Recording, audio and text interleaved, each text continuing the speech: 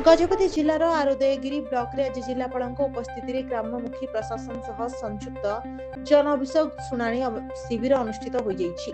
पंचायत समिति कार्यालय सम्मेलन कक्ष में आयोजित यह शिविर में जिलापाल अक्षय सुनील अग्रवाल, मुख्य उन्नयन अधिकारी दयामय पाढ़ी, उपखंड पुलिस अधिकारी राकेश कुमार साहू जोगदे साधारण लोकों अभियोग शुणी। मोट 28 अभियोग ग्रहण कर 13टी व्यक्तिगत और 15टी ग्राम भित्तिक समस्या संपर्कित थिला।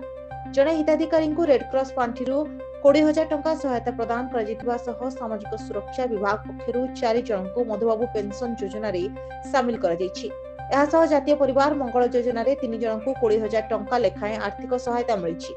शिविर में जमीपट्टा, मनरेगा, आवास, राशन कार्ड, शिक्षा, स्वास्थ्य, पानीय जल, रास्ता और जलसेचन भली विभिन्न समस्या उठिथिला। जिलापाल समस्त अभियोग शीघ्र समाधान पाई संपृक्त विभागीय अधिकारी को आवश्यक निर्देश देथिले।